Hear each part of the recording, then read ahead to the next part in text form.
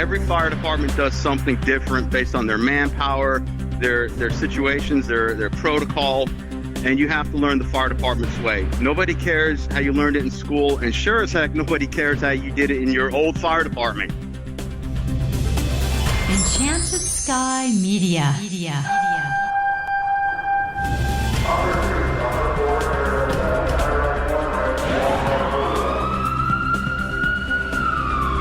From the Federal Resources Studio, this is Code 3, the Firefighters podcast, hosted by award-winning journalist Scott Orr. Code 3 features interviews with leading members of the fire service, discussing firefighting strategy, tactics, and other topics you need to know more about. Now, here's Scott. That's right, and I will not let Parkinson stop me. Thank you for joining me again here on Code 3. This is the show for and about firefighters. We're informing and entertaining members of the fire service, just like you, from coast to coast. If you're a probie or you want to be, listen up. Today's guest, Mauro Porcelli, has written a new book titled Surviving the Firehouse. It's a guide to life as a firefighter for newbies, and it's full of real-world tips and advice. Mauro retired from the Orlando, Florida Fire Department with 25 years of experience. He started his career with Marion County Fire Rescue in 1988. At 23, he was the youngest, highest-ranking professional fire officer in Florida, holding the rank of District Commander. And Mauro Porcelli joins me now. Welcome to Code 3. Hi, Scott. Thank you so much for having me on. I'm real excited about this. I truly appreciate it. Well, this is a great book. I've had a chance to take a look at it, and this book has everything. It even has recipes for the probie so they can learn to cook for their crew. What prompted you to write this book? Well, all these years that I was a firefighter, I just saw so many people come through the doors, and a lot of them just were not ready for the firehouse life. They self-destructed. They had a lot of problems. They developed bad reputations. The problem that I had is most of them were really good people, just really, really good people, but they just did not have a guide, just somebody to help them along, because we as firefighters think a lot of the stuff that they're supposed to do is just common sense, but it's not. A lot of this is you have to be taught and told how to do certain things in order to get along and to survive life in the firehouse, essentially. I was impressed with the practical advice you give. Give me some examples of tips for a new guy's first few days at a house. Keep your mouth shut. Just keep your mouth shut. Don't be arrogant. Do more listening and less talking. The problem that a lot of individuals have, they come in there and they try to fit in, which is understandable. We all want to fit in no matter what group we are with. But the problem is they try too hard. They try too hard, and they end up getting themselves in trouble. Their mouth gets them in trouble. If they would just sit there, listen to what people have to tell them, and just go with the flow and don't have an opinion on anything, because you don't have an opinion. So just go with the flow, and you'll be okay. After a while, the crew will accept you. They will accept you. But you just have to just keep your mouth shut. So this would not be a good time to say, well, here's what they taught me in class. No, absolutely not. What they teach you in class to get certified as a firefighter, they're teaching you that to pass the state boards, to pass the state exam. Every fire department does something different based on their manpower, their situations, their protocol. And you have to learn the fire department's way. Nobody cares how you learned it in school, and sure as heck, nobody cares how you did it in your old fire department, which you hear all the time. That's even worse, to say, well, in my old fire department, we did it this way. Sure. Yeah, well, they're apt to say, well, why don't you go back there if you did it so much better? That's exactly what they would say. Oh, yeah. So you've included some discussion of where you might want to work, at a large department or a small one. I was surprised at some of the pros and cons. Can you describe them for me? Sure. There's two types of individuals that I've met in the fire department. You have individuals, they're very happy working for a small department. And it used to be the definition of a small department was up to 50 people in the whole department. And then a medium size would be somewhere between 50 and 150 to 200 people. And a large size would be anything above that. And so you have to figure, what is your personality? There is a place for everybody. If you're happy and you want to work in a small town department and not really be that busy but still want to be a firefighter, that's great. There's nothing wrong with that. But some firefighters, they want the big city life. They want the action. They want the high rises, the warehouses. They want to work in the most undesirable neighborhoods the fire department has to offer. And they want to run calls 24 hours a day, 7 days a week. So there is something for everybody. It's like you could work for Fire Department of New York, or you could work for Mayberry Fire Department.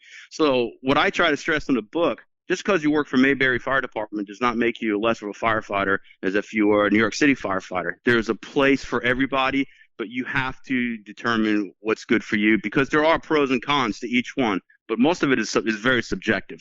As I recall, there was a section in there about the Mayberry Fire Department and how if you get yourself into trouble there, people are going to remember it. Right. In a small department where you don't have that many people to filter your screw-ups, what will happen is if you do something wrong, you say something wrong, the chances of it getting to administration, to the fire chief, or to the other station across town pretty quickly is going to happen. It's going to happen, and everybody knows your business. Everybody knows your problems and all the bad things that you may have done and your screw-ups. In a bigger department, you have a lot of filters between point A and point X. There's a lot of people that it has to go through.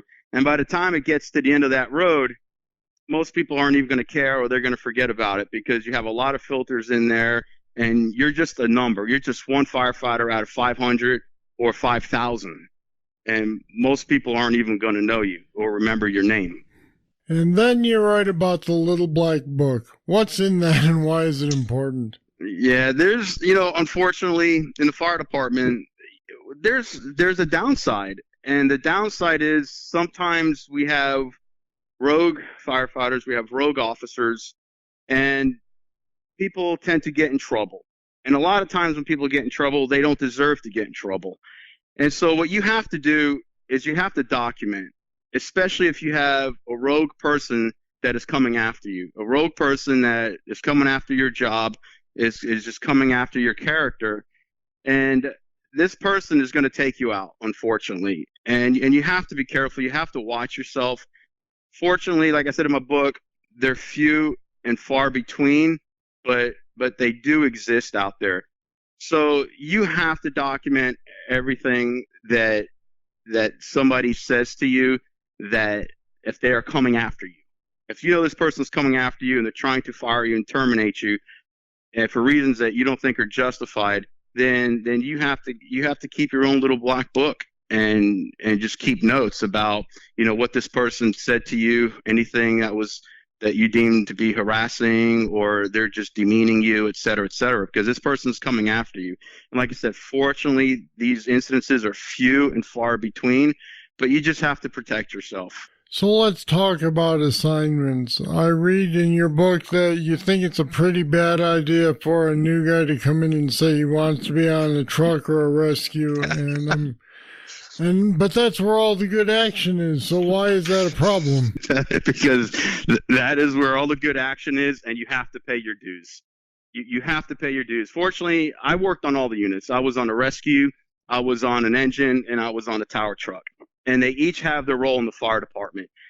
A lot of guys love truck work. They love to go in there doing the searches and rescues and pulling ceilings. And a lot of people love to be on the end of a nozzle.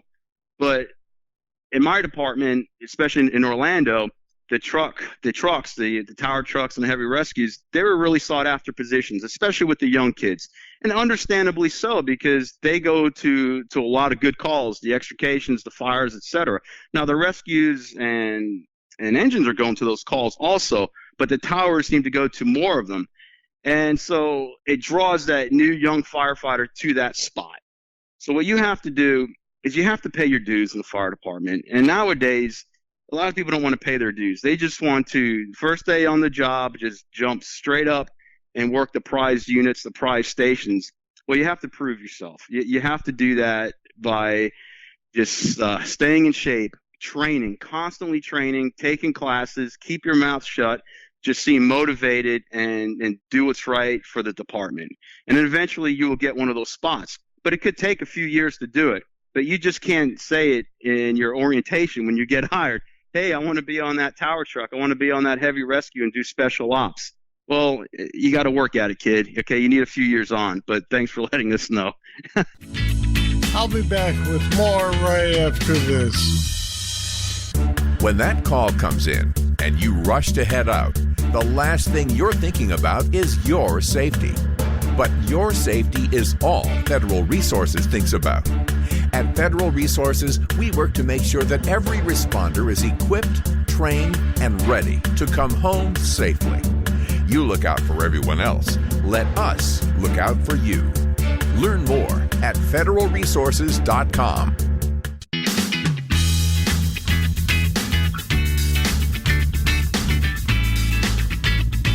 How are probies today different than they were 20 years ago? It's maybe saying it's an issue is too strong, but there's definitely a difference. They want everything now.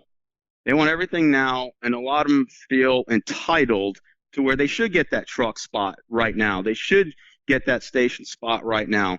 They don't feel that they have to earn it, that it will take them a few years to get the credibility and the respect from the crews, from administration, to get some of these coveted spots.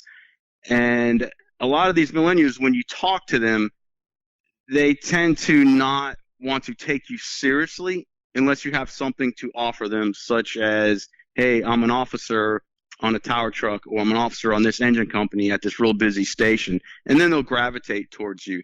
I just wish that they would just step back a little bit and just understand how good they have it. Just pay your dues in the fire department. Just do what's right for yourself, for the department, and work your way up to these different positions. And there's no room for egos in someone who's brand new. I know that because I've seen enough of them get beaten down after they showed one. Oh, you're going to get beaten down big time. You're going to get beaten down big time. There is no room for egos. And when you're new, just keep quiet and just learn. Just learn as much as you can and just be a sponge and take everything in. You're not going to agree with everything, because in my firehouse, we had one station, we had almost 30 guys. Another one, we had 10 guys. And everybody had their own opinion on how to do different things, from extricating, a basic extrication, to how to put out a fire, to a pot on the stove. I mean, everybody had an opinion. Most of them were right, but some guys were just out in left field. But when you're a new guy, like I said, you don't have an opinion on anything. Just sit there and agree with everything. And yes, sir, no, sir, yes, ma'am, no, ma'am, and move on. You know, there are several kinds of these books around, but this one feels like I'm just sitting around the table talking with you. It's very informal, it's very relaxed, and there are sections on just about everything, including how not to lose your job. Right. And so you say this is written from your own experiences. Have you been through the School of Hard Knocks at the fire department, the Fire Academy of Hard Knocks? Oh, sure. Yeah. No, absolutely. Absolutely. Fortunately for me, when I started with Marion County, it was a young department, a new department, and we had a tremendous amount of growing pains, a lot of growing pains. And it wasn't really that big of a department. So everything you did was under a microscope. And I was young, just out of high school. I got promoted really fast. And they gave the test. I took the test, did exceptionally well in it, and I got promoted. And I got the golden badge and bugles. I'm like, ooh, now what do I do? And so there was a lot of growing pains. I mean, I made a lot of screw-ups, and I said a lot of things and did some stuff that I probably should not have done.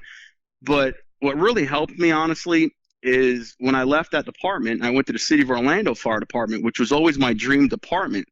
And I took those lessons with me. And I was determined not to make the same mistakes. And because I took those lessons with me, I had a wonderful career in Orlando. I got along most all my superiors, all my officers, my chiefs, and most firefighters. I knew how to deal with them. and I knew how to get things done. And most of it's just being respectful by people that are in the room when you're having a conversation with people. And one of the things that I talk about a lot is one of the things in the fire department, when somebody disagrees with something, like, for example, if a firefighter disagrees with the union on what the union is doing, the way that they're negotiating our contract or whatever, well, some of these guys would just blast the union in an open forum, or they would blast the fire chief in an open forum, and they're complaining about this or that or whatever. What I did, if I didn't agree with something that the union did or the way they're doing things or how administration is handling something, whenever I saw these guys at the firehouse, when they stopped by, I would just pull them aside out back where it was one-on-one and have a gentleman's conversation with them.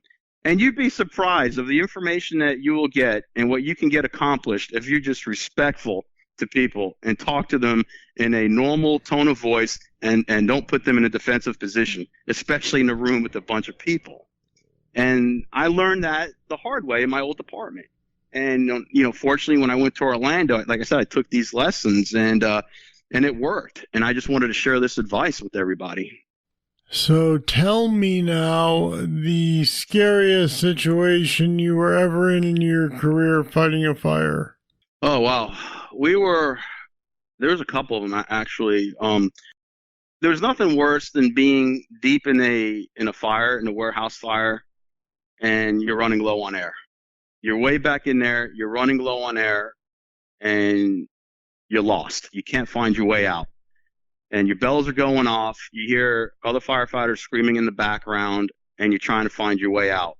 And unfortunately, when you look over to the right, you see a little glimmer of light. And that light was the outside vent team breaking a window so you can find your way out and jump out of that window.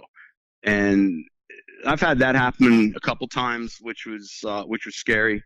Another time, and this one happened many years ago, there was a van that went head on into a tree and trapped a person in the van, and he was trapped from the chest down.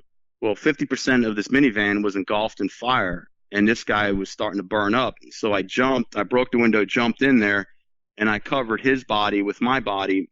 And at the same time, I'm trying to put an air pack on him. And it was pretty painful because I'm getting burnt on my back because the flames were coming from the back of the minivan, and I'm trying to protect this guy. And at the same time, my crew on the engine, they're pulling the hose, trying to put out the fire. And so that wasn't fun. But the guy made it. We suffered some burns here and there, but he made it. It was a happy ending, but it wasn't a good feeling at the time. All right, the book is Surviving the Firehouse, A Rookie's Guide to Surviving the Firehouse and Fire Department Life. It's a great book for probies to learn what they need to know before they show up at work. And Mauro Porcelli, thanks for talking with me today. Scott, thank you so much for this opportunity. Like I said, I really appreciate this interview. It's the first interview I've ever given, and I really enjoyed it. But thank you so much for everything. And we've put some more information about Mauro's book and how to get it on our website at code3podcast.com/rookies. Check it out. Now here's your trivia question. When you use SCBA, you should be able to calculate the expected duration of the bottle in your head. What's the equation for finding total duration? No cheating. I'll have the answer right after this. Ever notice that Scott always tells you that you can get a guest's book at our website, code3podcast.com? That's because we have links to order their books from Amazon on the episode's show notes pages. It makes it easy for you to get the books, and it helps support Code 3. When you buy Amazon through our website, we get a small cut too. And it doesn't cost you any more to order through us. Plus, there are other firefighter-related products there too. Take a look at code3podcast.com. Here's the trivia answer. You can figure the duration of an SCBA bottle by dividing the total volume by breathing rate. All right, that's it. That's all for this edition of Code 3. I'd love to hear what you think of the show. Just email me, scott@code3podcast.com. Thank you for listening. I'll be back next time with more, and I hope you'll join me. I'm Scott Orr, and until then, I'll see you later. Code 3 is made possible through the generous support of Federal Resources. Visit them at federalresources.com.